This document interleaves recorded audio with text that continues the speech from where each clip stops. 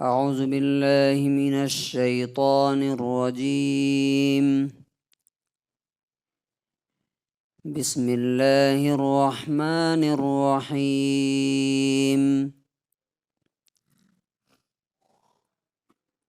قل إن كنتم تحبون الله فاتبعوني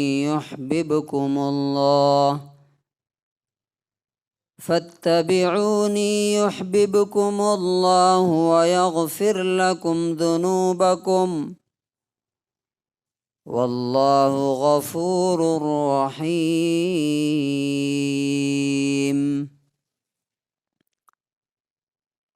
سورہ آل عمران، سورہ نمبر 3، آیت نمبر 31. یہ ایک سوال ہے اور اس کا یہ جواب ہے. ابھی ایک نان مسلم لڑکا ایمان لایا ہے.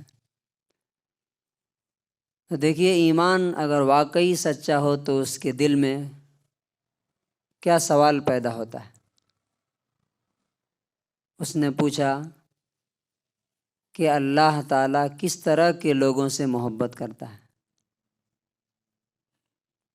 اب اتنے دن سے لوگ مسلمان ہیں پیدائشی، کتنے لوگوں کے دل میں یہ سوال پیدا ہوتا ہے کہ اللہ تعالیٰ مجھ سے کیسے محبت کرے گا، کیسے لوگوں سے محبت کرتا ہے. اس کا یہاں پہ طریقہ بتایا گیا. اے نبی، آپ کہہ دیجئے صلی اللہ علیہ وسلم کہ اگر تم واقعی اللہ سے محبت کرتے ہو تو میری اتباع پیروی کرو، مجھے فالو کرو. اللہ تعالیٰ تم سے محبت کرنے لگے گا اور اللہ تمہارے گناہوں کو، پاپ کو معاف کر دے گا. اور اللہ تعالیٰ بہت زیادہ معاف کرنے والا اور بہت زیادہ رحم کرنے والا دیالو ہے. Say, O Muhammad sallallahu alayhi wasallam, if you love Allah, follow me, Allah will love you and forgive your mistakes and sins, and Allah is most forgiving and most merciful and compassionate. اس آیت کو سمجھنا بہت ضروری ہے، زندگی آسان ہو جائے گی. پہلی بات اللہ تعالیٰ نے کیا کہی؟ دیکھیے، اصل میں یہ آیت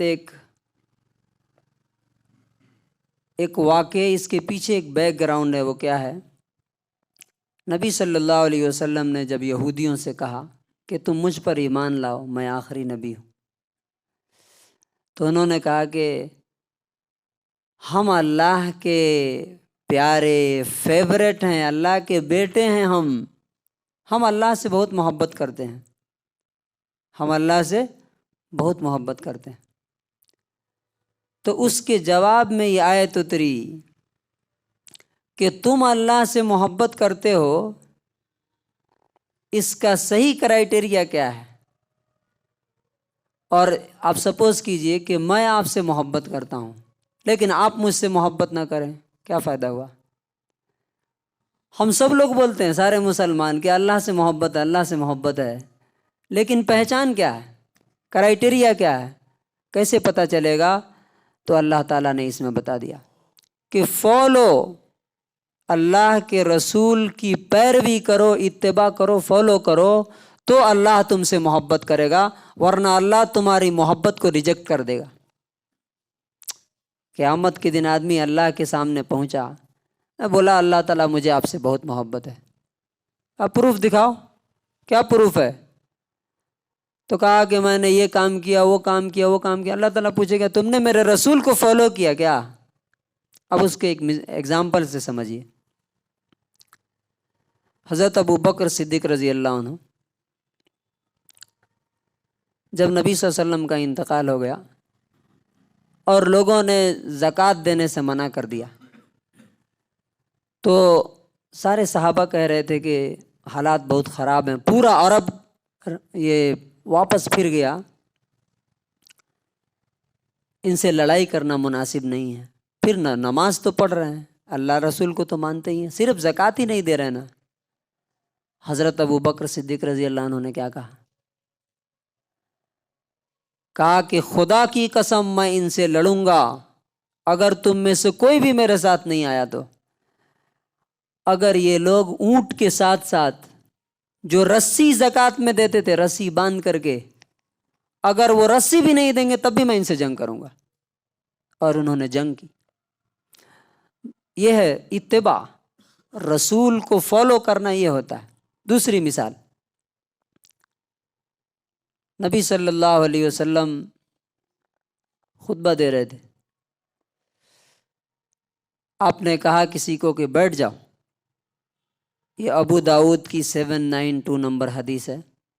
حضرت عبداللہ ابن مسعود رضی اللہ عنہ دروازے میں ابھی داخل ہو رہے تھے، ان کے کان تک آواز گئی بیٹھ جاؤ، دروازے پہ ہی بیٹھ گئے، وہ آگے نہیں آئے کہ کہیں اللہ کے رسول کی مخالفت نہ ہو جائے، ڈس اوبیڈینس نہ ہو جائے۔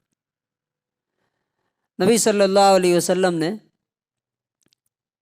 حضرت عثمان رضی اللہ عنہ کو مکے میں بھیجا صلح حدیبیہ کے موقع پر، نیگوشیٹ کر بات چیت کرنے کے لیے۔ جنگ کا ماحول تھا۔ اب دیکھیے کیسے صحابہ نبی صلی اللہ علیہ وسلم کو فالو کرتے تھے۔ تو ان کا کپڑا اونچا تھا، جیسے مسلمان کا ہونا چاہیے، ٹخنے کے نیچے نہیں ہونا چاہیے۔ تو وہاں لوگوں نے کہا کہ عثمان تمہاری بے عزتی ہو جائے گی، کہ پورا ماحول کیا ہے، نیچے تک پہنتا ہے، تھوڑا کپڑا نیچے کر لو۔ انہوں نے کہا کہ لا ہاکذا عزرت صاحبنا رسول اللہ صلی اللہ علیہ وسلم، نہیں، ہم نے اپنے دوست، اپنے محبوب کو اسی طرح سے کپڑا پہنتے ہوئے دیکھا ہے، میں یہاں سے نہیں ہٹا سکتا۔ اتنا ہی نہیں، عبادت میں بھی نہیں۔ رسول اللہ صلی اللہ علیہ وسلم نے بات کرنے کے لیے ان کو بھیجا تھا، لیکن چونکہ حضرت عثمان بڑی فیملی کے آدمی تھے، وہاں کے لوگوں نے کہا کہ چلو آئے ہو تو عمرہ کر لو، تم کر لو عمرہ، ان کو ہم منع کر رہے ہیں نا۔ وہاں مکے کے کافروں نے کہا تھا نبی صلی اللہ علیہ وسلم سے کہ اس سال تو آپ کو واپس جانا پڑے گا، 1600 صحابہ تھے ساتھ میں، اس سال عمرہ نہیں کرنے دیں گے۔ ان کو کہا کہ تم کر لو، تمہارے لیے موقع ہے۔ کیا کہا؟ قطعاً نہیں، بالکل نہیں، رسول اللہ صلی اللہ علیہ وسلم عمرہ نہ کرے اور میں جا کے عمرہ کر لوں، ایسا نہیں ہو سکتا۔ یہ ہے اتباع۔ اتباع کسے کہتے ہیں؟ آپ دیکھیں کہ ڈیزرٹ میں جہاں پہ ریت ہوتا ہے نا، بالو، اس کے اوپر سے کوئی چلتا ہے تو اس کے پیر کے نشان بن جاتے ہیں، دیکھا ہوگا آپ نے۔ تو اس پیر کے نشان کے اوپر پیر رکھ کے چلنا، اس کو کہتے ہیں عربی میں اتباع۔